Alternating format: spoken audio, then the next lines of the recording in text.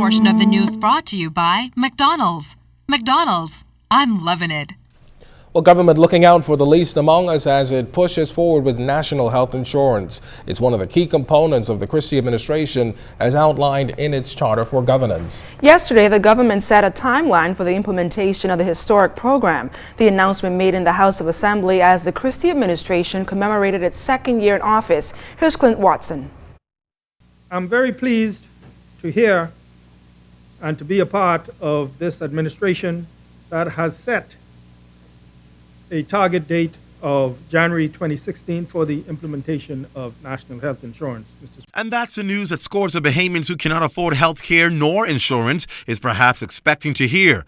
But before the implementation can take place, State Minister for Finance Michael Alkitis wants to have a frank discussion with the Bahamian people, one that will involve the sustainability of the health scheme. Things like health care cost money, and if we are going to have it, we must all be willing to make a contribution to it. The government of the Bahamas today, Mr. Speaker, spends close to $100 million to insure just over 15,000 civil servants. Yet there are many civil servants who do not have the benefit of health insurance, and there are many, many thousands of Bahamians who do not have the benefit of health insurance.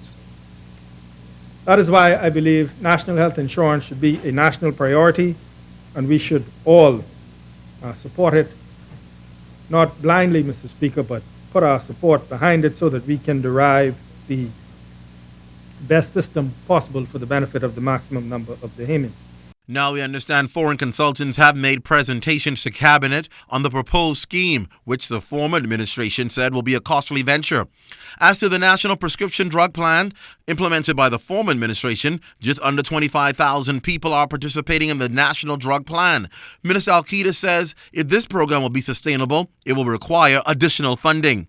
Meantime, as the government moves to implement a national health insurance plan, a new bill to regulate the practice of medicine in the Bahamas was passed last night in the House of Assembly. It's been noted that 30 to 40% of Bahamians have medical insurance, but as it stands, the Minister of National Security, Dr. Bernard Notich, noted the critical need to bring changes to the medical profession through this new piece of legislation. It defines the practice of medicine. Mr. Speaker, you know, we live in a country where many persons present themselves to the public as physicians who are not. And so this bill spells out what practicing medicine is and how the public can be protected from those who seek to practice medicine without the necessary authority, without the qualifications, without the training, without the exposure. The National Security Minister said when the time arrives, he hopes the House will also give its unanimous consent to the passage of a bill for universal health care, as it did in 2006, which he hopes to present in 12 to 18 months. Clint Watson, ZNS Network News. The government has not given approval for a multi-million-dollar aragonite mining and manufacturing project for East Grand Bahama. Minister of Environment, the Honorable Kenrick Dorset, said today, despite statements at an East Grand Bahama meeting suggesting otherwise. The Nassau Island Development Company Limited is seeking approval for the redevelopment for Great Bursa's Key.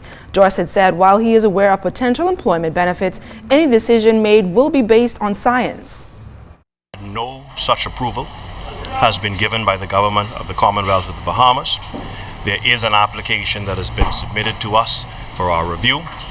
The BESS Commission, which is the government's environmental advisor, has seen that application and has indicated to the company that it is insufficient in terms of the information that has been provided for us to truly understand the environmental impacts associated with the activity. Government recently approved in principle a marine protected area in East Grand Bahama, which happens to border this particular key.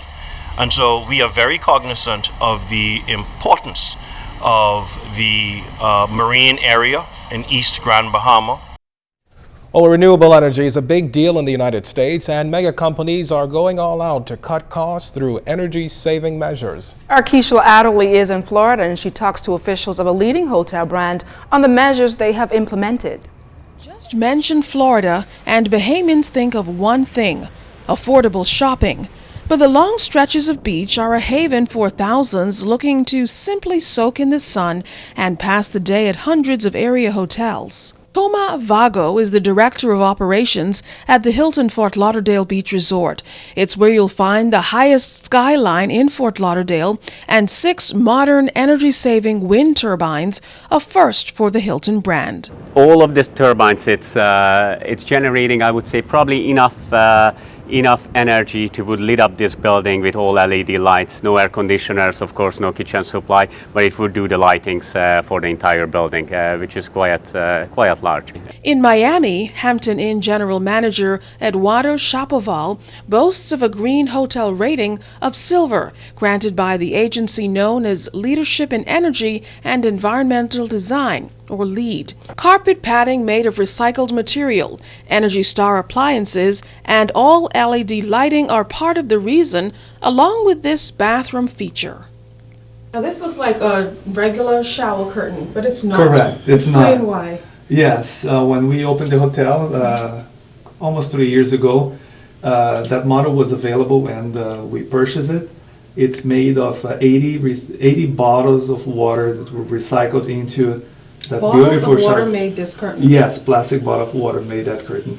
Helping hotels make the switch is a labor of love for retiree Hugh Smith of the Florida Green Lodge program. He notes it's a lot easier to be green than it used to be. Hotels it's a lot easier for them to recycle because they don't have to categorize things in different containers. It all goes in one container and then it goes to the waste station where it's separated and compacted and sold.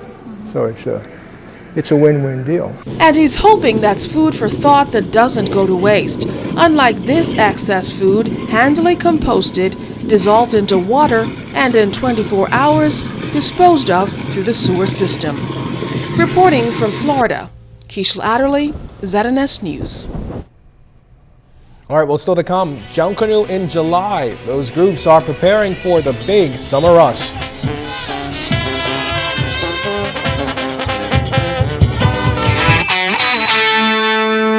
This portion of the news was brought to you by McDonald's. McDonald's, I'm loving it.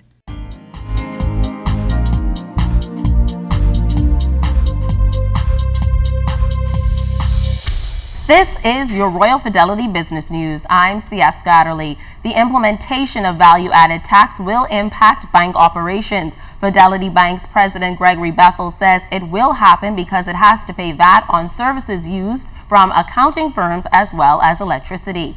Therefore, as a result, costs will increase and unfortunately that will be passed on to its consumers. However, he says it's not a situation that's unique to Fidelity. All of the banks will see a tremendous increase in their taxes because they will be taxed on the services that they contract for. In other news, with local culinary businesses that specialize in desserts on the rise in the Bahamas, 2 self-proclaimed foodies and marketing executives, Kiani Worrell and Kashan Poiter, will host a one-day sweet fest. In partnership with the Ministry of Tourism's Culinary Division, the event will feature the nation's most creative pastry chefs, at-home bakers, and masters of all things sweet.